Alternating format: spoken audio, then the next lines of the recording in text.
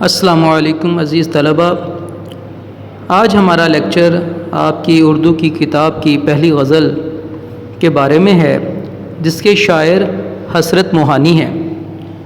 حسرت موہانی کے بارے میں جو باتیں آپ نے یاد رکھنی ہیں، اس میں سب سے پہلے تو بیٹا ان کی تاریخ پیدائش ہے اور ان کی تاریخ ولادت۔ تو بیٹا ان کی تاریخ پیدائش ہے 1875۔ ہم اس کو اگر اردو میں کہیں گے تو یہ ہے 1875 میں ان کی پیدائش ہے، اور 1951 ان کے 1951 میں ان کی وفات ہے۔ بیٹا ان کا اصل نام جو تھا وہ تھا سید فضل الحسن ان کا نام تھا، اور حسرت ان کا تخلص تھا۔ تخلص بیٹا آپ کو پتہ اس نام کو کہتے ہیں کہ جو شاعر اپنے غزل کے آخری شعر میں اپنے اصل نام کی بجائے جو نام استعمال کرتے ہیں اسے تخلص کہتے ہیں۔ اس کے بعد جو بات آپ نے بیٹا ذہن نشین رکھنی ہے وہ یہ ہے کہ انہوں نے MAU کالج علی گڑھ سے BA کیا، یہ بات آپ یاد رکھیں گے۔ اس کے بعد بیٹا آپ جو بات آپ نے ذہن میں رکھنی ہے وہ یہ کہ انہوں نے انگریزوں کے خلاف علم بغاوت بھی بلند کیا، اور ان کے خلاف ایک رسالہ بھی نکالتے رہے، جس کی وجہ سے انگریزوں نے آپ کو قید میں بھی ڈال دیا، تو آپ نے قید و بند کی صعوبتیں بھی برداشت کیں۔ پھر جو بیٹا جو آپ نے بات ذہن میں رکھنی ہے وہ یہ ہے کہ 1946 کہ 1946 میں مسلم لیگ کے ٹکٹ پر مجلس قانون ساز کے رکن منتخب ہوئے، تو لہٰذا بیٹا وہ اسمبلی میں بیٹھتے رہے، قانون سازی بھی کرتے رہے اور کلمہ حق جو تھا وہ بلند کرتے رہے۔ اب آ جائیے بیٹا ان کی غزل کی طرف۔ تو غزل میں جو ان کی سب سے اہم باتیں ہیں، جسے جو ان کی غزل کی خوبی ہیں، تو ان میں سب سے پہلی جو بات ہے بیٹا وہ یہ ہے کہ عشق و عاشقی کے جذبات ان کے غزل میں بہت زیادہ پائے جاتے ہیں، یعنی کہ ہم اسے تغزل بھی کہہ سکتے ہیں۔ تو تغزل کا معنی ہوتا ہے کہ غزل میں عشق و محبت کے جذبات کا پایا جانا، تو ان کے شاعری میں تغزل بہت زیادہ ملتا ہے، اسی وجہ سے انہیں رئیس المغلزین، رئیس المتغزلین بھی کہتے ہیں۔ پھر سنیے بیٹا، رئیس المنغزلین بھی کہتے ہیں۔ یہ آپ نے بیٹا ان کا لقب جو تھا یہ ان کا اچھی طرح ذہن میں رکھنا ہے۔ اس کے بعد بیٹا آ جائیے جو ان کی بہت ساری کتابیں بھی ہیں، جس میں سب سے اہم جو کتاب ہے ان کی، جہاں سے آپ کی یہ موجودہ غزل ہے وہ بھی لی گئی ہے، وہ ہے بیٹا کلیات حسرت موہانی۔ یہ کتاب کا نام بھی آپ نے ذہن نشین رکھنا ہے۔ اب آ جائیے بیٹا غزل کی طرف۔ یہ تو آپ کو معلوم ہے کہ غزل کہتے ہیں، غزل کے معنی ہوتے ہیں عورتوں کے بارے میں بات کرنا یا عورتوں سے بات کرنا، یعنی کہ آپ یوں بھی کہہ سکتے ہیں کہ اس میں عورتوں کی خوبصورتی یا ان سے گفتگو شنید جو ہوتی ہے بیٹا وہ بیان کی جاتی ہے۔ لیکن غزل کا ایک معنی اور بھی ہے بیٹا، جب ہرن کو بیٹا زخمی کیا جاتا ہے، اس کو تیر چلایا جاتا ہے، اور جب وہ گر جاتا ہے اور تکلیف سے کرا رہا ہوتا ہے تو اس کے حلق سے ایک آواز نکلتی ہے غزل۔ تو کیونکہ غزل کی یہ بھی خوبی ہے کہ اس کے اندر درد، عشق اور محبت میں آنے والے دکھ، غم، اندوہ جو ہیں وہ بھی اس میں پایا جاتا ہے شدت کے ساتھ، اس وجہ سے بھی نظم کی اس قسم کو غزل کہا جاتا ہے۔ تو آئیے بیٹا دیکھتے ہیں کہ حسرت موہانی کی اس غزل میں وہ کس طرح سے عشق و محبت اور اس راہ میں آنے والے دکھ، درد و تکالیف کو ظاہر کرتے ہیں، اس کا کس طرح سے اظہار کرتے ہیں۔ آئیے بیٹا اب ہم پہلا شعر دیکھتے ہیں۔ مصیبت بھی راحت فضا ہو گئی ہے، مصیبت بھی راحت فضا ہو گئی ہے، تیری آرزو رہنما ہو گئی ہے۔ بیٹا یہ تو آپ کو پتہ ہے کہ راحت کہتے ہیں خوشی کو، اطمینان کو، اور فضا کا مطلب ہوتا ہے بڑھانا، یعنی کہ خوشی کو بڑھانا، خوشی کا بڑھنا۔ اب شاعر یہ کہتا ہے مصیبت بھی راحت فضا ہو گئی ہے، تو اس کا مطلب یہ ہے، دیکھیے بیٹا ہمیں بھی زندگی میں مصیبتوں کا سامنا کرنا پڑتا ہے، پریشانیوں کا سامنا کرنا پڑتا ہے۔ جب بھی مشکلات اور پریشانیوں کا ہمیں سامنا کرنا پڑتا ہے تو ہم گھبرا جاتے ہیں، پریشان ہو جاتے ہیں، دکھی ہو جاتے ہیں، غم زدہ ہو جاتے ہیں۔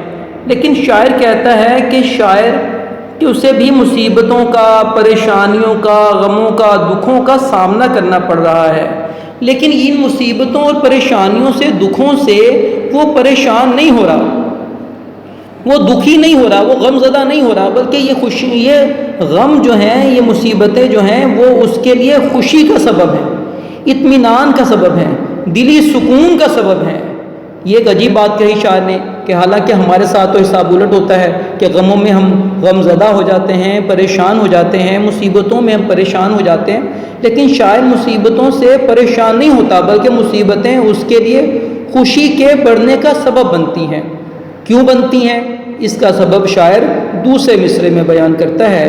شاعر کہتا ہے تیری آرزو رہنما ہو گئی ہے، تیری آرزو یعنی کہ اے میرے محبوب، تجھ سے ملنے کی جو آرزو ہے، تجھے پانے کی جو آرزو ہے، وہ میری رہنمائی کرتی ہے، اور اس کی رہنمائی کی وجہ سے یہ مصیبتیں مجھے مصیبتیں نہیں لگتی، یہ پریشانیاں مجھے پریشانیاں، اور یہ دکھ مجھے دکھ نہیں لگتے، یہ آلام مجھے آلام نہیں لگتے، بلکہ یہ میرے لیے خوشی کا سبب بنتے ہیں۔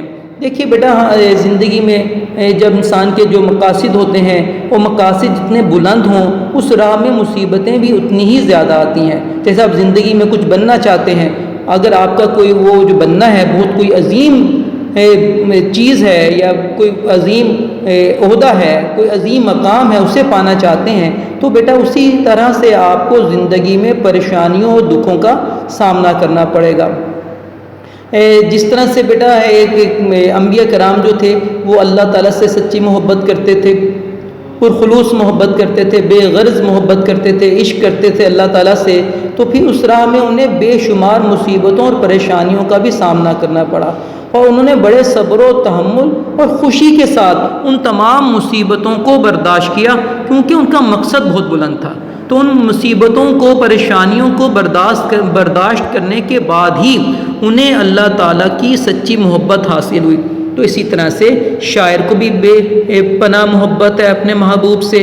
اب اس محبت میں آنے والی تکلیفیں جو ہیں وہ اس کے لیے تکلیفیں نہیں ہیں، اس کے لیے پریشانیاں نہیں ہیں، اس کے لیے غم زدہ، غم کا باعث نہیں بنتی، بلکہ اسے خوشیاں میسر ہوتی ہیں، اسے مسرت ملتی ہے، دلی سکون ملتا ہے۔ پھر ایک بات بیٹا اور بھی آپ یاد رکھیے کہ جب انسان کو زندگی بھر غم ملتے رہیں، دکھ ملتے رہیں، تو پھر آہستہ آہستہ وہ ان غموں کا، دکھوں کا عادی ہو جاتا ہے۔ پھر وہ غم اس کے لیے دکھ کا سبب نہیں بنتے، پریشانیوں کا سبب نہیں بنتے، بلکہ وہ غم اس کے لیے خوشی کا سبب بنتے ہیں، کیونکہ وہ ان چیزوں کا عادی ہو جاتا ہے، اس کے لیے وہ چیزیں پریشانی کا سبب نہیں ہوتی۔ پھر تیسری بات یہ کہ بیٹا دیکھو یہ سب غم جو ہیں وہ اسے اپنے محبوب کو پانے میں آ رہے ہیں، تو اور یہ اس کے لیے کوئی بڑی بات نہیں، اگر ان تمام غموں سے گزر کے اسے اپنے محبوب کی محبت حاصل ہوتی ہے تو یہ غم و دکھ اس کے لیے کوئی بڑی بات نہیں ہے۔ پھر بیٹا آپ یہ بات بھی یاد رکھیے کہ جتنے زیادہ اس کو غم ملیں گے اسی طرح سے اس کے عشق کی آگ بھی مزید بڑھے گی، تو گویا کہ یہ غم جو ہیں اس کے عشق کی آگ کو مزید بڑھانے کا سبب بنتے ہیں، اس وجہ سے بھی وہ بے پناہ خوش ہوتا ہے۔ اگر ہم اس کو عشق حقیقی کے طور پر لیں تو شاعر کو اپنے رب سے بے پناہ محبت ہے، وہ اپنے رب سے ملنا چاہتا ہے، اس کو اپنے رب سے ملنے کی آرزو دل میں لیے ہوئے ہے، لیکن ظاہر بات ہے کہ اللہ تعالیٰ سے ملنے کے لیے اسے اپنے زندگی کے دن گزارنے ہوں گے، جب وہ مرے گا تب ہی اسے اپنے رب سے ملاقات حاصل ہوگی، تو لہٰذا جب تک وہ زندہ ہے اسے اپنے رب کی ملاقات کے لیے جو تڑپ ہے وہ مزید بڑھتی رہے گی اور اسے مصیبتیں ملتی رہیں گی. جس طرح سے انبیاء کرام کو اللہ تعالیٰ سے سچی محبت تھی اور انہیں بے پناہ مصیبتوں کا سامنا کرنا پڑتا رہا اور صبر و تحمل سے انہوں نے ان کو برداشت کیا، اسی طرح سے شاعر کو بھی اللہ تعالیٰ سے محبت ہے اور اس راہ میں آنے والی پریشانیوں کو اسے بڑے صبر و تحمل کے ساتھ برداشت کرنا ہے. اور یہ پریشانیاں اس کی اللہ تعالیٰ سے جو عشق اور محبت ہے اسے مزید بڑھانے کا سبب بنتی چلی جا رہی ہیں. پیارے بچوں، اگلا شعر دیکھیے. یہ وہ راستہ ہے دیار وفا کا جہاں باد سرسر صبا ہو گئی ہے. تو بیٹا شاعر کہنا یہ چاہتا ہے کہ دیکھیے اس راہ میں جو ہے جب انسان کو کسی سے مخلص محبت ہو جائے، عشق ہو جائے، تو اس راہ میں مشکلات کا بے پناہ سامنا کرنا پڑتا ہے، شدت کے ساتھ اسے پریشانیوں کا سامنا کرنا پڑتا ہے، اور آلام بھی آتے ہیں، غم بھی آتے ہیں، دکھ بھی آتے ہیں، اندوہ بھی آتے ہیں. یہ سب جو چیزیں ہیں یہ اس راہ میں آتی ہیں، لیکن کیونکہ یہ راستہ شاعر کا پسندیدہ ہے، اپنا منتخب شدہ ہے، اس وجہ سے شاعر کہتا ہے جہاں باد سرسر. باد کہتے ہیں بیٹا ہوا کو، سرسر کا مطلب ہوتا ہے تیز، تو باد سرسر کا مطلب تیز ہوا. یہاں اس سے مراد آپ آندھی اور طوفان بھی لے سکتے ہیں.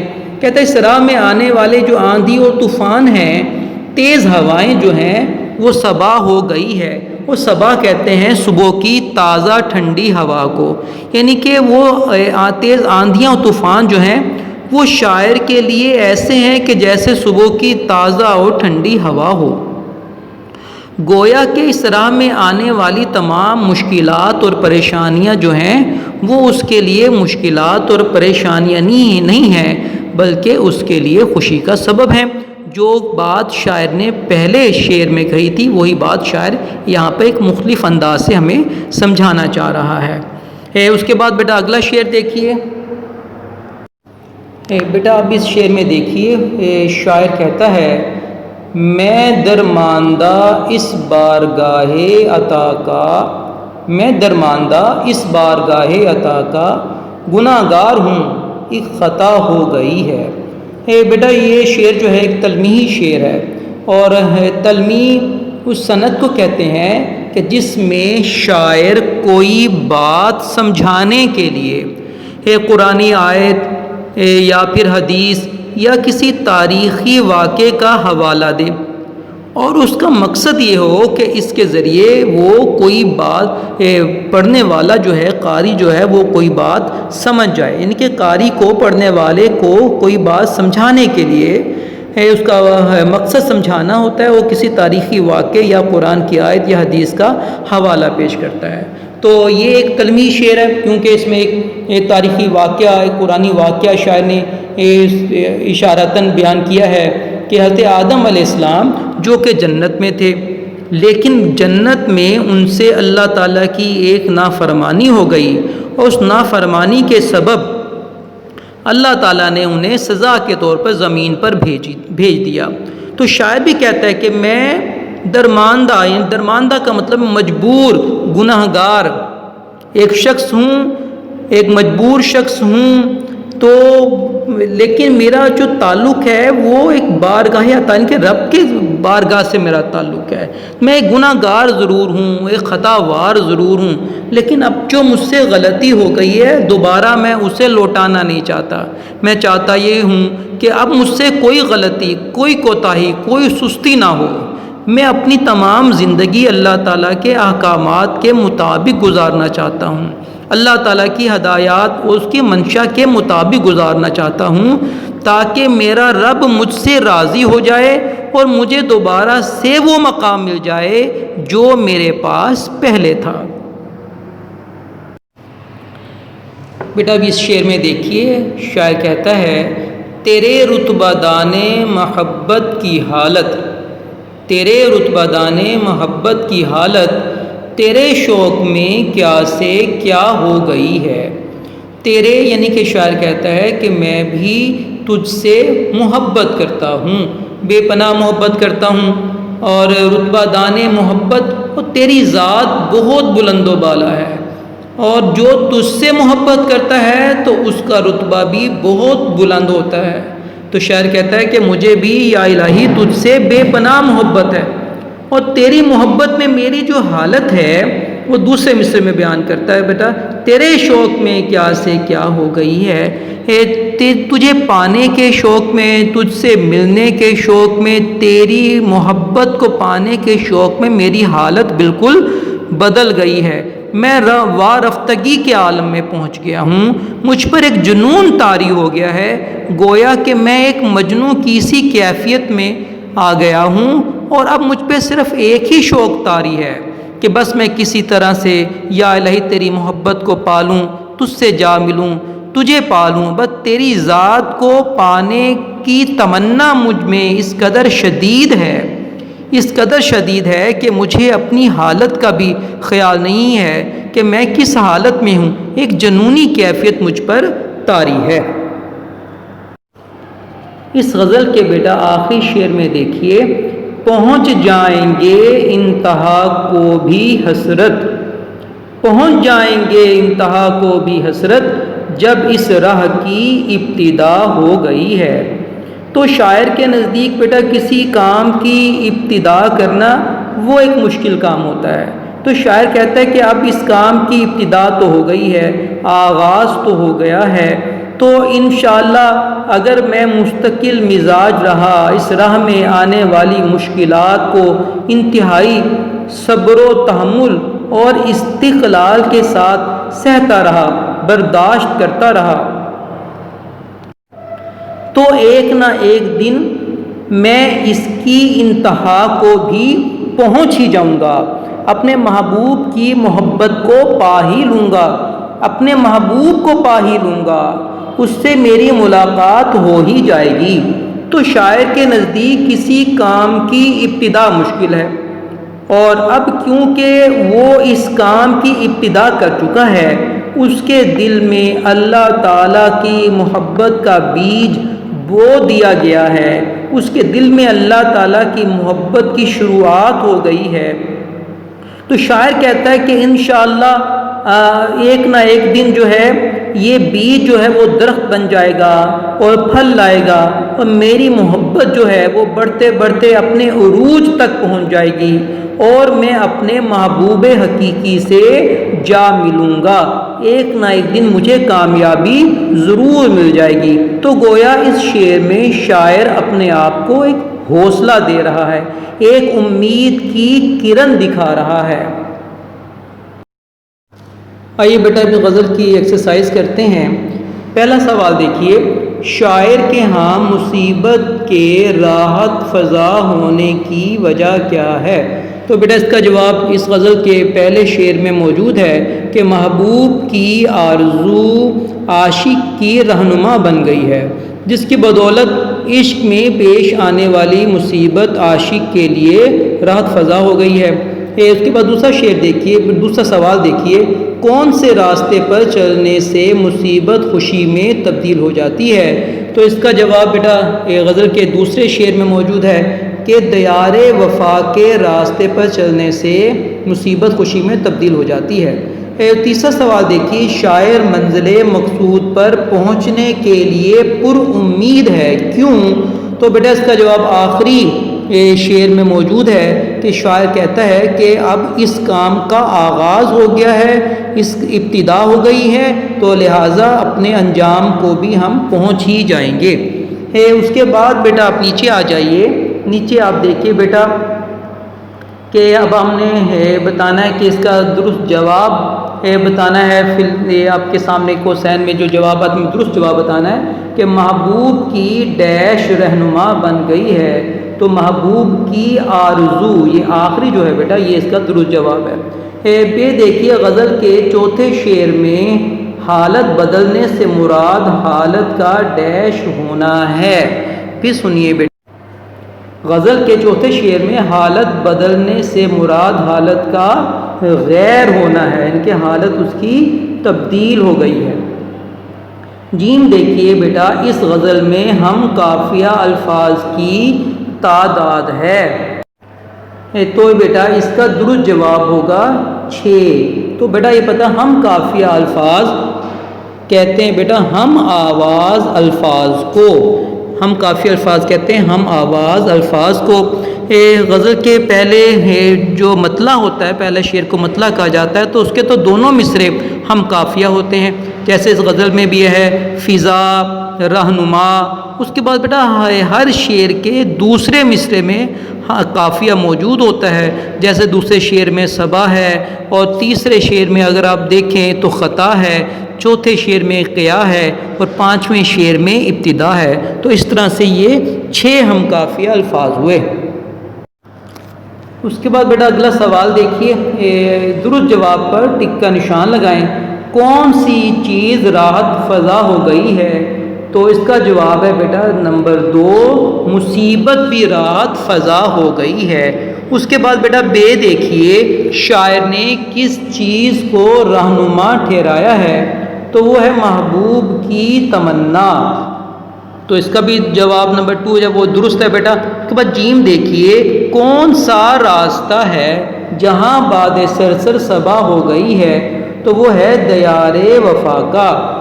دال دیکھیے بیٹا، انتہا تک پہنچنے کی شرط کیا ہے؟ ابتدا کرنا، شروعات کرنا۔ اس کے بعد بیٹا یہ اگلے پیج پہ آ جائیے، یہ مطلع اور مقطع کی تعریفیں لکھی گئی ہیں۔ یہ بیٹا پیپر میں ایم سی کیوز کے لحاظ سے بڑی اہم ہے بیٹا، یہ ایم سی کیوز بن کے آ جاتے ہیں، لہٰذا ان کو آپ کو یاد رکھنا ضروری ہے۔